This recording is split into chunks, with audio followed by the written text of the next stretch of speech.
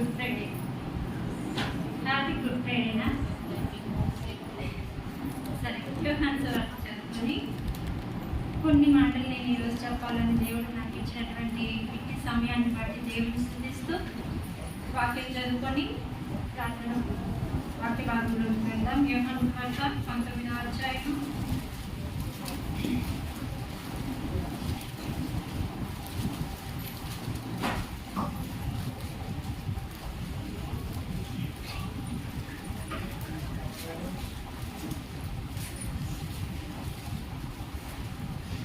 25వ వచనం.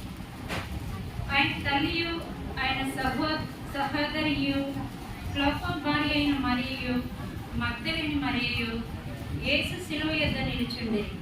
యేసు తన తల్లియు తాను ప్రేమించిన శిష్యుడును దగ్గర నిల్చుండట చూచి, అమ్మా, ఇదిగో నీ కుమారుడు అని తన తల్లితో చెప్పాను.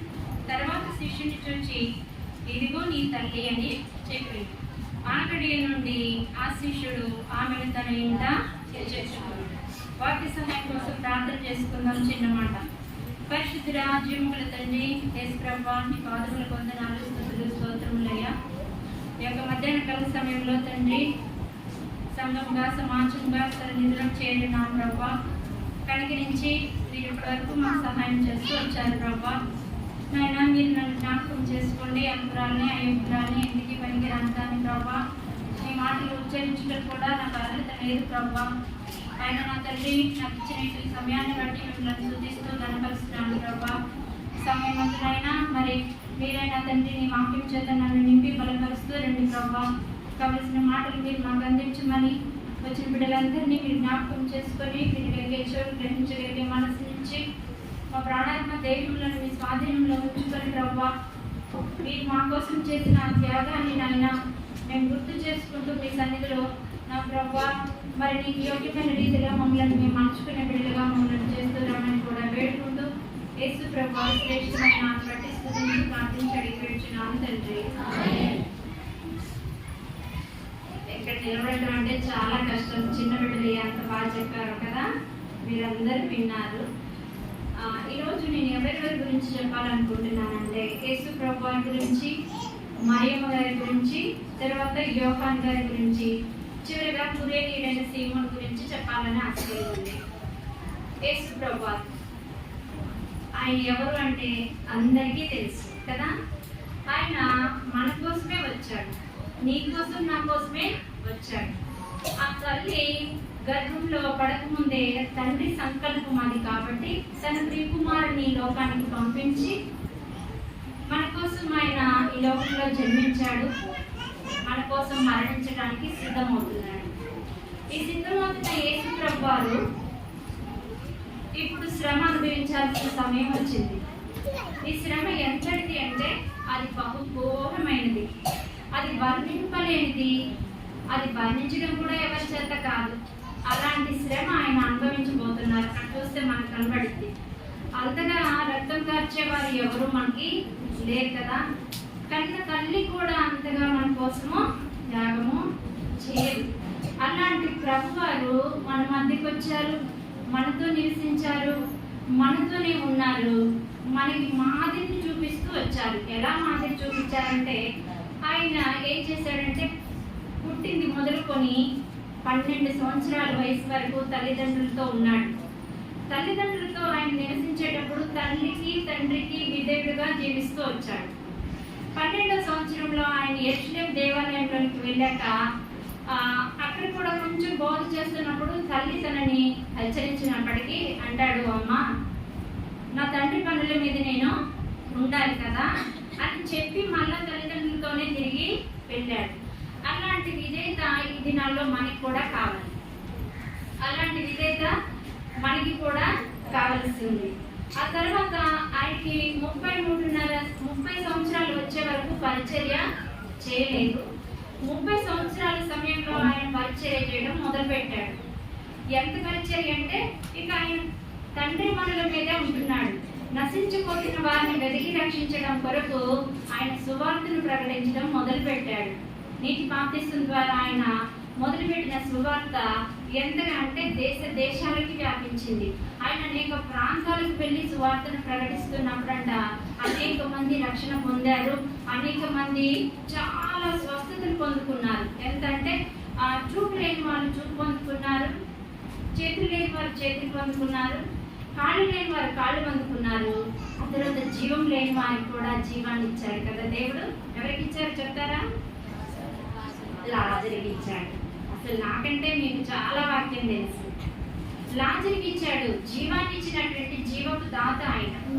అలాంటి ప్రభువారు ఇప్పుడు ఏమవుతున్నారంటే 3.5 సంవత్సరాలు సువార్త పరిచర్య చేశాక 3.5 సంవత్సరాల్లో ఇప్పుడు ఆయన సిలువకు అప్పగించబడే సమయం వచ్చింది.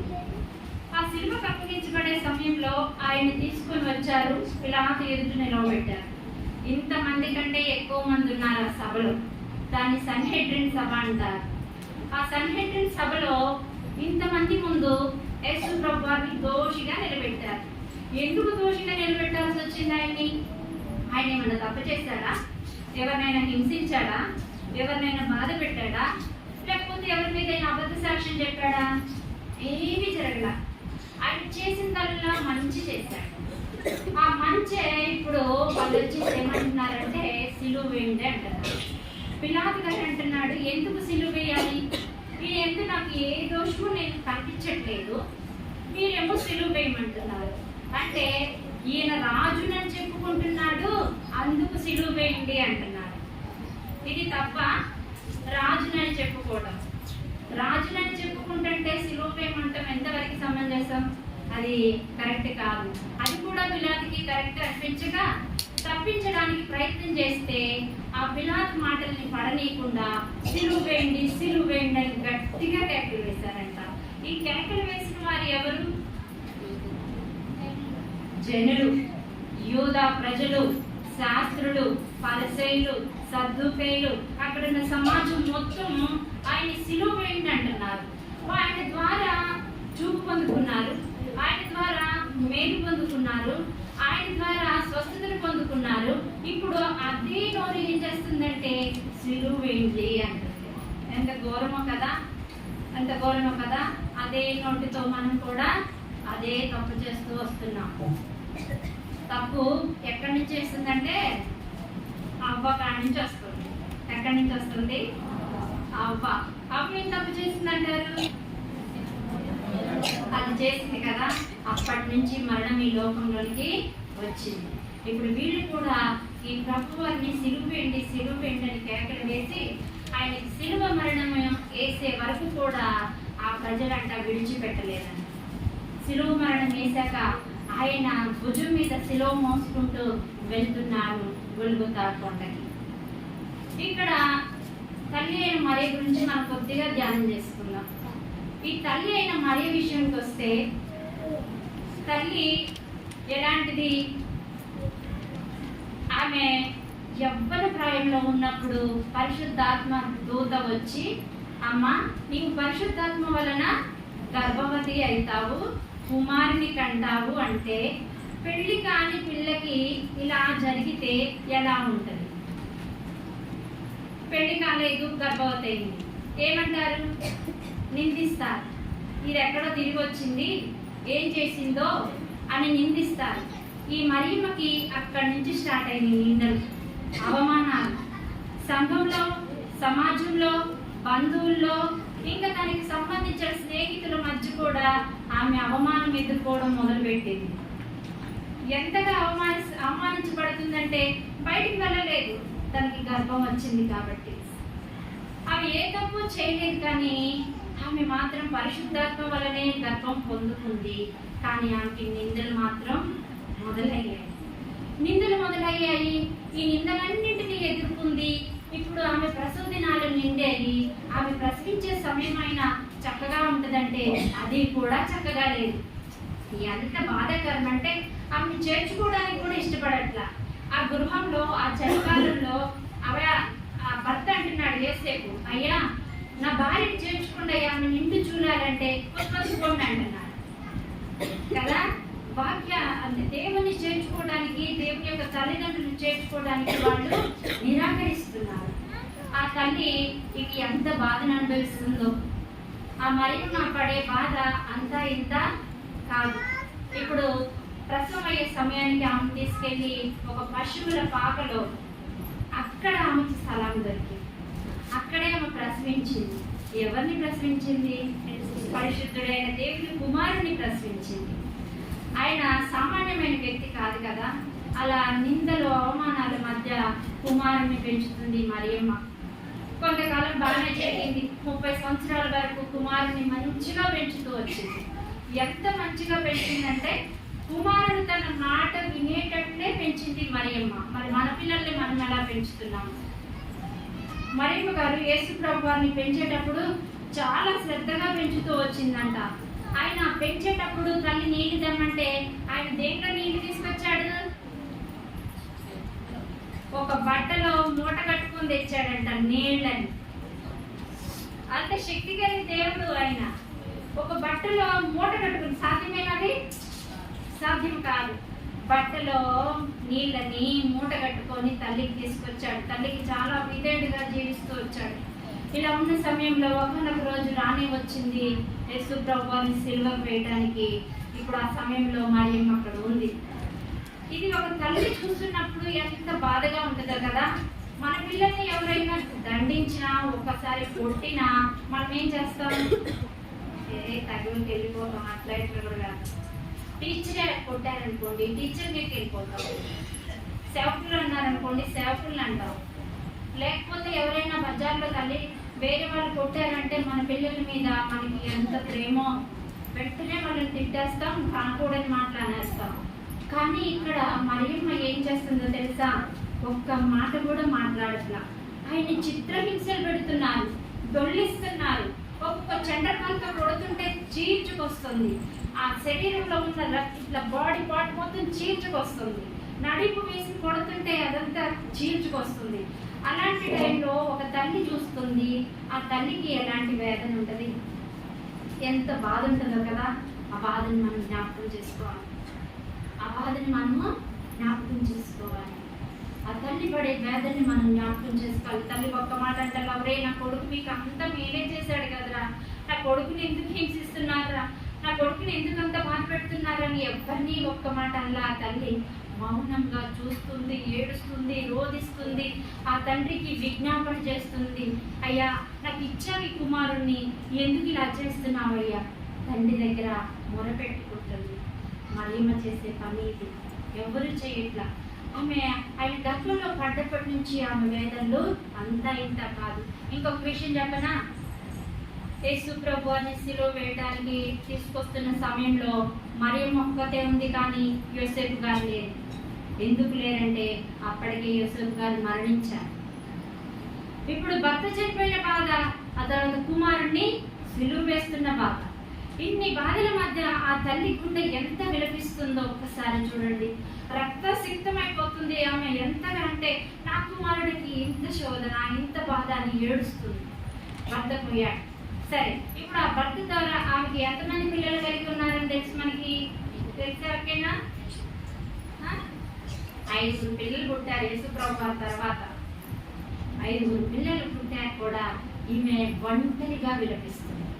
ఈమె ఒంటరిగా తండ్రి యొక్క విజ్ఞాపన చేస్తుంది, తండ్రిని వేడుకుంటుంది. ఆమె ఎంతగా అంటే భరించలేనంత బాధని అనుభవిస్తూ వస్తుంది. అలాంటి తల్లిని చూచి ఇప్పుడు యేసు ప్రభువు శిలువ మీద ఉండి తల్లి ఏడుపుని చూచాడు. ఈ తల్లి దగ్గర ఎవరు లేరు. ఎవరున్నారంటే మగ్దలేని మరియ, వేరొక మరియ, సలోమి, తర్వాత శిష్యుడైన యోహాను. వీళ్ళున్నారు శిలువ దగ్గర, ఏడుస్తున్నారు, బాధ అనుభవిస్తున్నారు. ఇప్పుడు ఈ మరియమ్మ బాధ్యత ఎవరికి అప్పగించాలి అంటే యోహానికి అప్పగించవలసి వచ్చింది. ఎందుకు అప్పగించాలి యోహానికి? ఆమె కుమారులు పుట్టారుగా, కుమార్తెలు పుట్టారుగా, వాళ్ళు తీసుకుంటారుగా ఆమె బాధ్యత. మరి యోహానికి ఎందుకు అప్పగించాల్సి వచ్చింది అంటే, ఆనాడు రోమా ప్రభుత్వము పరిపాలన చేస్తున్న సమయంలో ఎవరు కూడా, ఎవరైనా సరే శిలువ శిక్షకు గురి అయ్యారు, వాళ్ళకి ఆ శిక్ష విధించబడింది అంటే వారికి సంబంధించిన వారికి ఎవరైనా సహాయం చేస్తే ఊరుకోరంట. ఇది మనం తెలుసుకోవాలి. ఆ రోమా ప్రభుత్వము ఎవరైనా ఆ కుటుంబానికి సంబంధించిన వారికి సహాయం చేసిన, వాళ్ళని ఆదరించిన, వాళ్ళని దగ్గరికి చేర్చుకున్న ఊరుకునే వాళ్ళు కాదంట. రోమ ప్రభుత్వం అంత కఠినంగా ఉండేవాళ్ళు. ఎంతగా హింసించేవాళ్ళు అంటే క్రైస్తవులు అనబడిన వారిని హింసించేవాళ్ళు, దూషించేవాళ్ళు, కొట్టేవాళ్ళు, తర్వాత చంపేసేవాళ్ళు కూడా. కొంచెం శ్రద్ధగా వినండి. అక్కడ పిల్లలు నరేష్ నువ్వే చూడండి, ఎవరైనా సరే శిక్షించేవాళ్ళంట. ఇప్పుడు ఈ తల్లి బాధ్యత యోహానికే ఎందుకు అప్పగించాడు అంటే ఇతని సహోదరులు, ఎవరి సహోదరులు? యేసుక్రీస్తు వారి యొక్క సహోదరులు అంట. ఇతన్ని దూషించేవాళ్ళంట. చూడండి ఒకసారి లూకా సువార్త 7వ అధ్యాయంలోకి వద్దాం. యోహాను సువార్త 7వ అధ్యాయంలోకి వద్దాం. యోహాను సువార్త 7వ అధ్యాయం, తర్వాత మార్కు సువార్తలో కూడా వీళ్ళ గురించి రాయబడి ఉంటుంది. మార్కు సువార్త 3వ అధ్యాయంలో ఉంటుంది.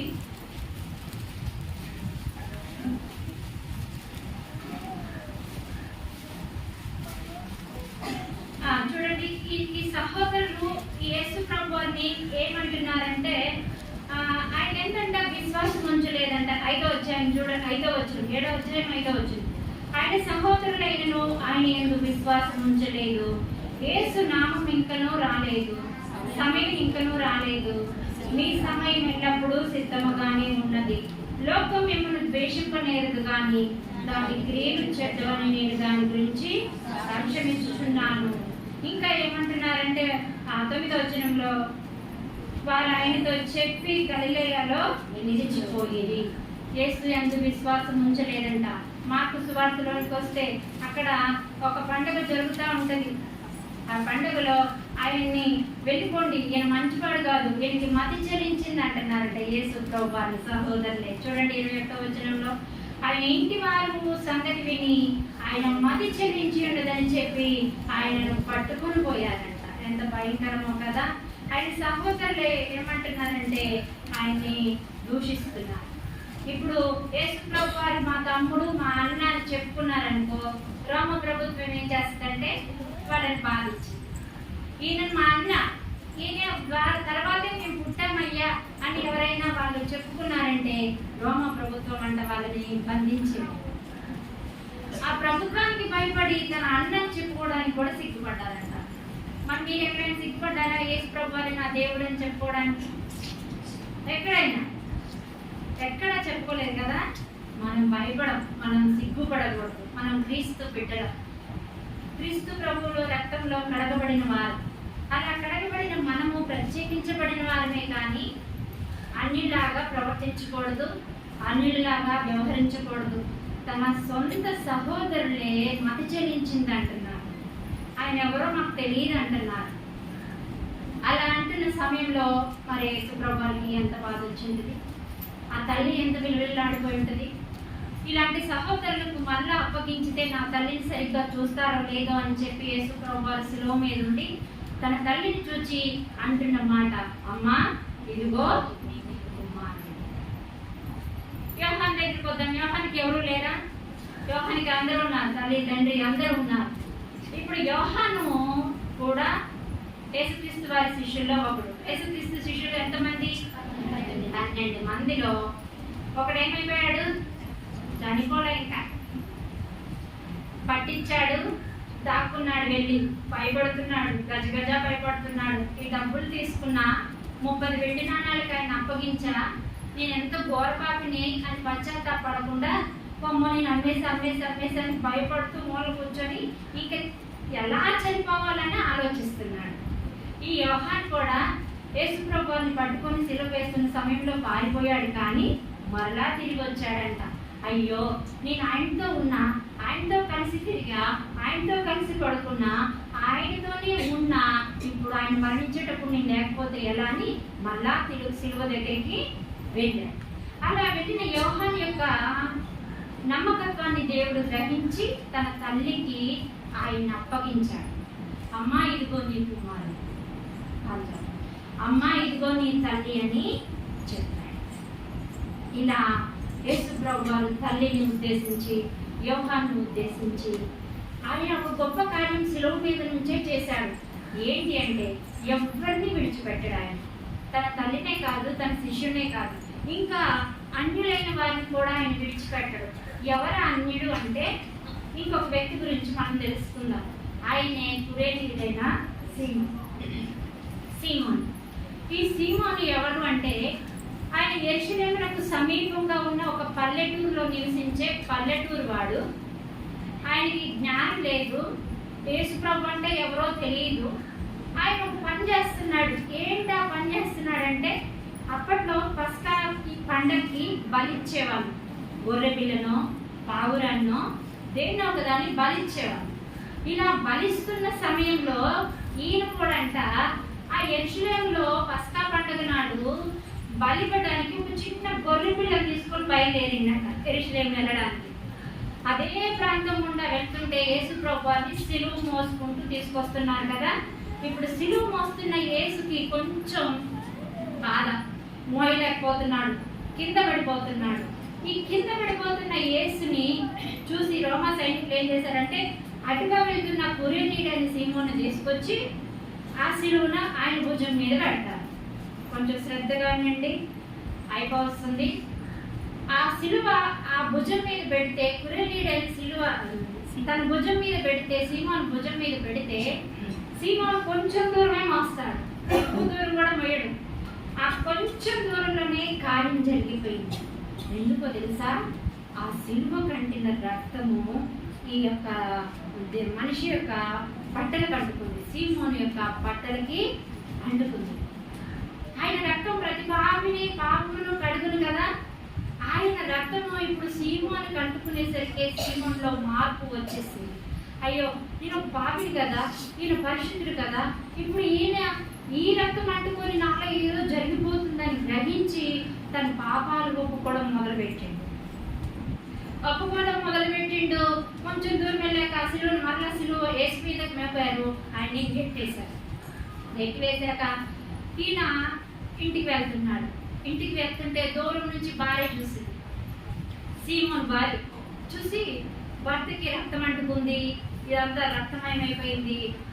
అయ్యో, ఏంటి ఇంటి రక్తం అంటింది, ఏం జరిగింది, ఇతనికి ఏమైంటుంది, దెబ్బలేమన్నా తగిలాయా, దొంగలు కొట్టారా, యాక్సిడెంట్ అయిందా, ఇలా ఆలోచించుకుంటూ ఏమైందని ఆలోచి ఆయన ఇలా హత్తుకుంది. ఆ రక్తం ఎవరికి అంటుకుంది? భార్యకి అంటుకుంది. ఇప్పుడు భార్యలో కార్యం జరగడం మొదలుపెట్టింది. ఆమె కూడా ఒప్పుకుంటుంది. కొడుకులు వచ్చేసరి ఇద్దరు, ఆయనకి ఇద్దరు కొడుకులు, అలెగ్జాండరు, రూపు. ఇప్పుడు వాళ్ళు కూడా వచ్చేసి నాన్న నీకేమైంది, ఈ రక్తం ఏంటి, ఈ బట్టలు ఏంటి, రక్తం ఏంటి అని వాళ్ళు తండ్రి దగ్గరికి వచ్చి ఆ బట్టలు అవన్నీ ముట్టుకునేసరికి ఇప్పుడు ఆ రక్తం ఎవరిని తాకింది? ఇద్దరు కుమారులు. ఆ తాకిన రక్తం ఏం జరిగిందంటే వాళ్ళలో కూడా కార్యము చూసారా? యేసు రక్తము ప్రతి పాపమును కడిగింది. మరి నిన్ను నన్ను కడిగింది కదా, మార్పు చెందాం కదా. మరి మనం క్రైస్తవులుగా ఉంటున్నామా, అన్యుల్లా ఉంటున్నామా? ఈ అన్యుడికి యేసు ప్రపంచే తెలియదు. కురేనీయుడైన సీమోను అన్యుడికి తెలియదు, కానీ రక్తం కడిగింది కాబట్టి, అంటుకుంది కాబట్టి మార్పు వచ్చింది. నీతిగా బ్రతకడం మొదలుపెట్టాడు. ఎంతగా అంటే తన ఇద్దరు కుమారులను కూడా యేసుక్రీస్తు ప్రభువుని వెంబడించేవారిగా, ఆయన సువార్తను ప్రకటించేవారిగా, ఆయన తర్వాత వీళ్ళిద్దరు కూడా సువార్తను ప్రకటించడం మొదలు పెట్టారు. మరి నీకు నాకు ఆ కార్యం జరిగితే మన పిల్లలు అలా వదిలిపెట్టారు. మన పిల్లల్ని ఇష్టం వచ్చినట్లుగా జీవించి మనలో కార్యం జరగట్లా అంటే క్రీస్తు రక్తం నీలో ఇంకా ప్రవహించట్లా, ఇంకా లోకంలో ఉండడానికి ఇష్టపడుతున్నాము. యేసు ప్రభువు సిలువ మోయడానికి ముందుగా తన తల్లిని ఆదరించాడు, తన శిష్యుని ఆదరిస్తూ వచ్చాడు. తర్వాత అన్యుడిగా ఉన్న ఆ కురేనీయుడైన సీమోని కూడా జ్ఞాపకం చేసుకున్నాడు. అక్కడ ఆ సమయంలో ఆయన రావాల్సిన పని లేదు, కానీ అది అలా జరగాలని ఉంది కాబట్టి ఆ సీమోను ఆ సమయానికి ఆధారిగా నడుచుకుంటూ వెళ్ళాడు. ఆయన వెతికి రక్షించుకోవడానికే యేసు ప్రభువు ఆ సమయాన్ని అనుగ్రహిస్తూ వచ్చాడు. ఇప్పుడు ఆయనతో పాటు ఆయన భార్య రక్షించబడ్డది, ఆయన ఇద్దరు కుమారులు రక్షించబడ్డారు. ఆయన కూడా అందుకని రక్షించబడిన మనము దినదినము ఆయన శిలువ మరణాన్ని జ్ఞాపకం చేసుకోవాలి. మరణం ఉన్నదన్న విధానాన్ని మనం గ్రహించాలి. 1919లో జరిగినటువంటి సంఘటన. భార్య భర్తలు ఉన్నారు, వాళ్ళు చాలా ధనవంతులు. వాళ్ళు ధనవంతులుగా ఉన్నప్పుడంట భర్త చనిపోయాడంట. భార్యకి మరణం అంటే భయం అంట, నేను చనిపోకూడదు అనుకుందంట. భర్త చనిపోయాక భార్య చనిపోవడం ఇష్టం లేక ఒక మాంత్రికుడి దగ్గరికి వెళ్ళి, అయ్యా నేను చనిపోకూడదు, నేను బ్రతకాలి, నేను బ్రతుకుతూనే ఉండాలి, అలా ఉండాలి అంటే నేనేం చెయ్యాలి అన్నదంట. అప్పుడు ఆ మాంత్రికుడు ఏమన్నాడంటే, వాడికి డబ్బులు కావాలిగా, ఎట్లయితే నాకు డబ్బులు కావాలి అనుకొని అతను ఏం చేశాడంటే, అమ్మా నువ్వున్న ఇంటిని నువ్వు ప్రతిరోజు కడుతూనే ఉండాలి, ఇంటిని ప్రతిరోజు కడుతూనే ఉండాలి, అప్పుడు నువ్వు చచ్చిపోవన్నాడంట. పాపం ఇక మొదలుపెట్టింది, రోజు కట్టిస్తూనే ఉందంట. అలా ఆమెకి 85 సంవత్సరాలు వచ్చేసరికి ఆమె చాలా పెద్ద ఇల్లు చేసిందంట. దానికి 10,000 గుమ్మాలు ఉన్నాయంట, ఇంకా కిటికీలు చాలా ఉన్నాయంట, బాత్రూమ్లే చాలా ఉన్నాయంట. అప్పట్లో మరి చాలా తక్కువ కదా, బాత్రూమ్స్ తక్కువగా ఉండేవి. అవన్నీ కడుతుంది. ఆమె 85 ఏట మరణించి. ఇప్పుడు ఆపగలిగిందా మరణాన్ని? ఆపగలిగిందా? కానీ నీ మరణాన్ని నా మరణాన్ని ఆపగల శక్తి ఒకటి ఉంది, ఆయనే ప్రభువైన యేసుక్రీస్తు. అంటే మనం చనిపోవని అర్థమా? చనిపోమన్నా చనిపోతాం కానీ యుగాలు జీవించే సమయము ఆ శక్తి ఎవరికి ఉందంటే యేసుక్రీస్తు ప్రభు వారికే ఉంది. మనల్ని యుగాలు జీవింపజేయాలంటే ఆయనకి ఒక్కడికే సాధ్యం, ఎవరికి సాధ్యం కాదు. ఆ మాంత్రికుడికి సాధ్యం కాదు, ఈ లోకంలో ఉన్న ఎవరికి సాధ్యం కాదు, దేవదూతలకు కూడా సాధ్యం కాదు, అది దేవునికే సాధ్యం. అలాగా మనము దేవుని వైపు చూడాలి. నేను క్రీస్తు రక్తంలో కడగబడ్డాను అంటే ఇప్పుడు చనిపోయాను, తిరిగి ఆయన రక్తంలో కడగబడి తిరిగి లేచాను. ఇప్పుడు నాకు ఈ శరీరకు మరణం ఉంటుంది కానీ నా ఆత్మకు మరణము లేదు. సంగమం ఆత్మకు మరణం ఉందంటారా? ఎట్లా చెప్పగలరు? సంగమం ఆత్మ ఎడిపోయిందో మనకి మాత్రం తెలియదు కానీ మన ఆత్మలను మనం కాపాడుకునే వారుగా ఉండాలి. కడగబడిన బిడ్డలంగా ఉన్న మనము పరిశుద్ధముగా జీవించాలి. క్రీస్తు రక్తంలో కడగబడ్డాక అన్యుల్లా ప్రవర్తించకూడదు, అన్యుల వలె జీవించకూడదు, ఆచారాలు పాటించకూడదు. కానీ నేను క్రీస్తు బిడ్డనని నువ్వు ప్రతిరోజు ఆయన సిలువను ఎత్తుకొని సువార్తను ప్రకటించాలి.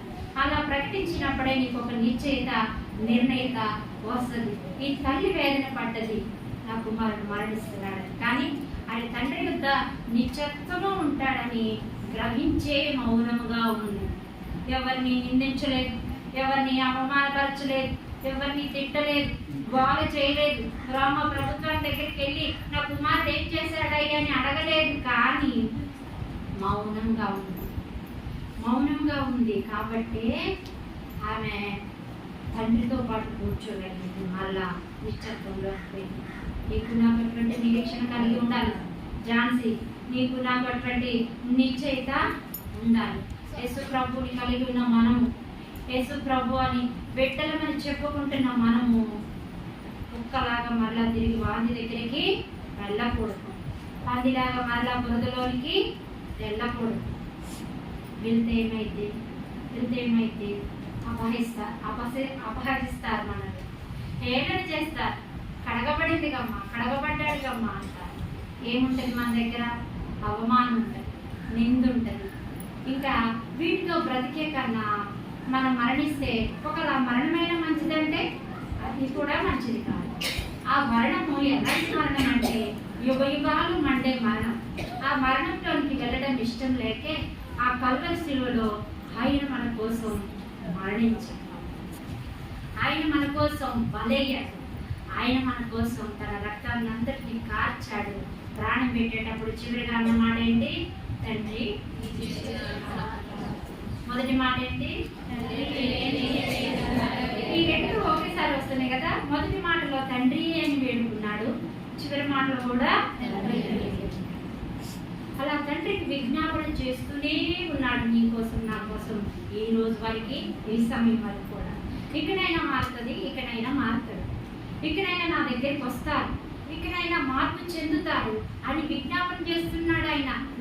కూర్చోలే నీలనాలాగా టీవీల దగ్గర, సినిమాల దగ్గర, ఫోన్ల దగ్గర కూర్చోలేదు ఆయన. ఆయన చాలా సౌకర్యాలు ఉంటాయి తెలుసా యేసుప్రభు వారికి. ఎన్ని సౌకర్యాలు అంటే ఆయన తలుచుకుంటే అన్ని దగ్గరికి రాగలరు. నేను గత బుధవారం స్త్రీల కూడుగులో చెప్పా, మీకు గుర్తుందో లేదు. యేసుప్రభు వారిని సన్హెడ్రిన్ సభలోకి తీసుకొచ్చాక హేరోదు రాజు దగ్గరికి పంపిస్తాడు పిలాతు. హేరోదు రాజు ఆయన ముందు భయంకరమైన విషయాలు 3 తీసుకొస్తాడు. ఏంటంటే యేసుప్రభుని ఇలా నిలబెట్టారు, అందరూ ఉన్నారు, ఆయన ముందుకి అందగత్తెలను తీసుకొచ్చి నిలబెట్టారంట. ఒక బుక్ లో చదివాను. అందగత్తెలను తీసుకొచ్చి నిలబెట్టి వీళ్ళతో పాపం చేయన్నారంట యేసుప్రభు వారు. ఎంత భయంకరం ఉంటుందా. ఆ తర్వాత అదే స్త్రీలని నగ్నంగా చూపించారంట. అయినా యేసుప్రభు వారు చలించారు. మనమైతే శరీరాశలకు లోబడిపోయి దాసత్వంలోకి వెళ్ళిపోతాం. పాపం అనే దాసత్వంలోకి ధనాన్ని చూపించారు, దానికి కూడా దేవుడు చూడలే. ఆ స్త్రీలను చూడలే, అందాన్ని చూడలేదు. కానీ ఈ బిడ్డలు ఏమైపోతారు? నేను వీరి కోసం వచ్చా కదా, వీళ్ళందరినీ రక్షించడానికి వచ్చా కదా, వీళ్ళని ఇంతగా భయంకరుడైపోయారు అని మౌనంగానే ఉన్నాడు. ఏ మాట మాట్లాడలేదంట అక్కడ కూడా. మరి నువ్వు నేను ఆలోచన చేసుకోవాలి. ప్రభు దగ్గరికి వచ్చామా, వెళ్తున్నామా అన్నది కాదు. ప్రభు దగ్గరికి వచ్చాక నా హృదయం ఎలా ఉంది, నేను సరిచేయబడ్డానా లేదా, నా జీవితం మారిందా లేదా, నేను మాదిరికరంగా ఉన్నానా లేదా. లోకాశలు ఉంటాయి, శరీరాశలు ఉంటాయి, నేత్రాశ ఉంటుంది. వీటన్నిటిని జయించగలిగినప్పుడే నిజమైన క్రైస్తవురాలుగా మనం జీవించగలుగుతాం. ఇవి జయించలేనప్పుడు అడగండి ప్రభు, ఎందుకు జయించలేకపోతున్నా ప్రభు నేను శరీరాశని, ఎందుకు జయించలేకపోతున్నా ప్రభు నేను నేత్రాశని, ఎందుకు జయించలేకపోతున్నా ప్రభు అని నువ్వు దేవుడిని అడిగితే ఖచ్చితంగా మారుస్తాడు. పాపం నుంచి విడిపించే శక్తి ఆయనకు ఒక్కడికే. నీకు శరీరాశలా దేవుడు తీసివేస్తాడు. ఎంతకాలం చేస్తాం? ఓపిక ఉన్నంత వరకు ఈ పాపం చేసేది. కొద్దిగా ఏదన్నా చిన్న రోగం వస్తే మన మొహం ఎవరైనా చూస్తారా? ఎంత భయంకరమో కదా. ఒక్కసారి ఏడవండి మీరు. అసలు ఆ శరీరంతో చేసే పని ఎంత భయంకరం. అది కొంచెం సేపే ఆనందం. రోగం వచ్చిందంటే మన దగ్గరికి వచ్చేవాళ్ళు అన్నీ రాస్తారు. అంత ఘోర పాపిని కూడా దేవుడు రక్షించడానికి వచ్చాడు అంటే ఆయన ప్రేమ మనం గ్రహించాలి. ఆయన ప్రేమ ఏంటో గుర్తించాలి. ఈ పాపం చేయటం ఈ ఆనందం కొంతకాలం, మా అంటే 70, 80, 85 సంవత్సరాలు బ్రతికి ఇంటిని పట్టుకుంటూ ఉంది, కానీ తన ఆత్మని రక్షించుకోవడానికి ప్రయాసపడ్డదా? మాంత్రికుడు చెప్పిన మాటని విన్నది, కానీ నిజమైన దేవుడు ఎవరని వెతకలేకపోయింది. నువ్వు నేనంతే. ఒక 45, 50 సంవత్సరాలు చేస్తారే, ఆ తర్వాత మన మొహం చూస్తే వాళ్ళు కూడా, మన పిల్లలు కూడా మన దగ్గరికి రా. యవ్వనంలో చేస్తున్న పాపం, యవ్వనం తర్వాత కూడా చేస్తున్న పాపం దేవుడు ప్రతిదీ లెక్క గ్రహించండి, సరిచేసుకోండి. దేవుని వైపు చూడండి, ఆయన వైపు చూడండి. ఆయన కాల్చుతున్న రక్తం బట్టి మనము ఒక్కసారి ప్రభా ఈ కడగబడిన బిడ్డనే కదా, మళ్ళీ ఎందుకు పాపంలోకి వెళ్ళిపోతున్నా, ఎందుకు నేను దిగజారిపోతున్నా అని ఒక్కసారి మనం దేవుని దగ్గర మొదలుపెట్టుకుందాం. దేవుడు మనకు సహాయం చేయలాగిన అందరినీ రక్షించే దేవుడు నిన్ను నన్ను కూడా రక్షిస్తాడు. నువ్వు కడగబడిన బిడ్డవైనా సరే, కడగబడిన బిడ్డవైనా సరే, ఎవరినైనా సరే ఆయన మరలా క్షమించడానికి ఆయనకి సిద్ధ మనసు. క్షమిస్తాడు, నిన్ను నన్ను క్షమిస్తాడు. ఆ సిలువలో వేలాడుతూ 7 మాటలు పడకాల్సిన అవసరం ఏముంది ఆయనకి? అక్కడ కూడా మన దగ్గర మొదలుపెట్టుకుంటున్నాడు. తండ్రి ఏం చేస్తున్నారో మీరు ఎదుగురు తండ్రి, వీడిని కదా. అలాంటి ప్రభుత్వం మనకుంటే మనం ఎంత జయించవచ్చు లోకాన్ని. పరిశుద్ధంగా ఉండి, పవిత్రంగా ఉండి లోకాన్ని జయించవచ్చు. నువ్వు పాపం చేస్తున్నావు, పాపం చేశాక నువ్వు బయటికి వెళ్ళి ఇలాగే నా దగ్గరికి వచ్చిన అబ్బాయి చెప్తున్నాడు, ఇక్కడ వాక్యం ఇంకోయి పళ్ళు తీసుకొని పోయి మేము ఇంటికి కూడా కాకముందే మా టీవీలు మోగుతున్నాయి, అందులో సీరియల్స్ వస్తున్నారు. ఇక్కడ ఏం చేశారు? పళ్ళు తీసుకున్నారు.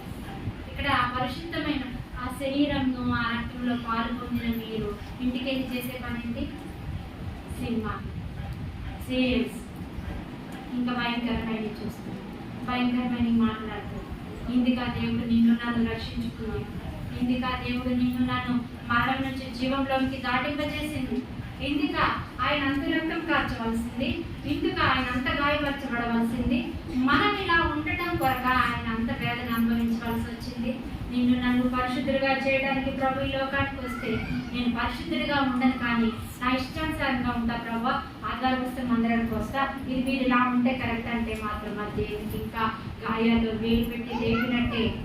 ఆయన గాయాల్లో వేలు పెట్టి లేపుతున్నాం, గాయాలను ఇంకా రెచ్చగొడుతున్నాం కదా. ఆ గాయాలు ఎలా ఉంటాయంటే ఆ ఒంట్లో నుంచి రక్తం వస్తుంది, అదే సమయంలో చెమట కూడా వస్తుంది. రక్తానికి చెమట అంటుకుంటే ఎంత మంట ఉంటుందో కదా. దెబ్బ తగిలిన దగ్గర మనకి రక్తం కాకుండా అదే సమయంలో చెమట వస్తుంటుంది, ఎంత మంట పుట్టిదో చిన్న దెబ్బకి. కానీ ఆయనకు ఒళ్ళంతా గాయాలు, పంచగాయాలు. అలా గాయాలు పడిన ఆ యేసు ప్రభు నీకోసం నా కోసం వాటిని భరిస్తూ వేదన చెందుతూ ఎక్కడైనా వస్తారు, ఎక్కడైనా మార్పు చెందుతారు, ఎక్కడైనా వస్తారంటే తల్లి వేదన మన మన బిడ్డలకు. యోహాన్ గారి లాగా శిష్యుడు పడుతున్న వేదన పిల్లలు కూడా అనుభవించాలి. నీ మందిరం కొరకు ఏం చేస్తున్నా, మందిర పరిచర్య ఏంటి, నీ దేవుని కొరకు ఏం చేస్తున్నా, ఆయన స్వార్థను ప్రకటిస్తున్నానా లేదా అని పరీక్షించుకోవాలి. అన్యులుగా ఉన్న ఇంకా రక్షించబడిన బిడ్డలు ఉన్నారు కదా, వారు కూడా ఏం చేయాలంటే నేను ప్రభు కొరకు రక్షించబడాలి, లోకాశలు వదులుకోవాలి, లోకాన్ని విడిచిపెట్టాలి, ప్రత్యేకంగా జీవించబడాలని వారు మార్పు చెందాలి. అప్పుడే నిజమైనటువంటి గుడ్ ఫ్రైడే మనకు వస్తుంది. ఆయన చనిపోవడానికి మరి కారణం మనందరం మార్పు చెందినప్పుడు ఆయన సంతోషిస్తాడు. ఆయన గాయాలు రేపే వారంగా ఉంటున్నాం, కానీ ఆయన సంతోష పెట్టే బిడ్డలుగా మనము ఉండలేకపోతాం. ఒక్కసారి ఆలోచన చేసుకోండి. మార్పు చెందడానికి సహాయం చేయండి. దినాన ఆ 7 మాటలు వివరించిన బిడ్డల్లో ఎంతమంది రక్షించబడ్డారో నాకు తెలియదు. ఎంతమంది రక్షించబడ్డారు? ఎవరైనా ఉన్నారా బాప్తిజం తీసుకున్న వాళ్ళు? వచ్చే సంవత్సరం ఈ 7 మాటలు వివరించాలి అంటే బాప్తిజం తీసుకున్న బిడ్డలైతేనే బాగుంటుందని నా ఆలోచన. అలా పరిశుద్ధంగా ఉన్న వాళ్ళే ఆ మాటలు చెప్తే వాళ్ళలాగా మరి ఇంకా బాగా చెప్పడానికి ప్రయత్నం చేస్తారు. రక్షించబడటానికి ప్రార్థన చేసుకుంటూ ప్రభు నన్ను మార్చండి. ఆ వచ్చే సంవత్సరం నేను ఇంకా అలాంటి వాక్యాలు ఎన్నో చెప్పాలి. ఎంత సంతోషంగా ఉందో కదా. మరి మీకు చెప్పిన వాళ్ళకి మార్పు చెందడానికి కూడా మీరు ప్రయత్నం చేయండి. వచ్చే సంవత్సరానికి ఆత్మలు రక్షించబడాలి, ఎవరి బిడ్డలు రక్షించబడాలి. ఇంకా సమయం లేదు. ఈ సమయం ఉండగానే మనం సద్వినియోగము చేసుకోవాలి. ఇక మన ముందుకి భయంకరమైన కరువు రాబోతుందని నేను ప్రతి వారం చెప్తూనే ఉంటాను. భయంకరమైన 7 ఏళ్ల శ్రమకాలం రాబోతుందని చెప్తూనే ఉంటాను. ఎవరు ప్రయత్నిస్తారో ప్రయాణించట్లేదో తెలియదు, కానీ ఆ శ్రమకాలానికి ఆ కరువు కాలానికి నేను సిద్ధంగా ఉండాలి. శ్రమ వచ్చిందని అన్నిలాగా పారిపోతే రెండో మరణం తప్పకుండా అనుభవిస్తాం. అది కొనుట, ఏడ్చుట, అరుస్తావు, కేకలు వేస్తావు, భయంకరమైన వేదనలు, శ్రమలు ఉంటాయి. ఆ మరణాన్ని తప్పించుకొని నిత్యత్వంలోకి వెళ్ళిపోతే సదాకాలం ఆయనతో పాటు సంతోషంగా జీవిస్తావు. ఆ సంతోషం కావాలంటే నువ్వు మార్పు చెందు. ఈ గుడ్ ఫ్రైడే రోజున నీకు మార్పు అనేది వస్తుంది. మార్చుకొని ప్రభు బిడ్డలుగా జీవిద్దాం. దేవుడి మాటలు దీవించి ఆశీర్వదించుగాక. ఆమేన్.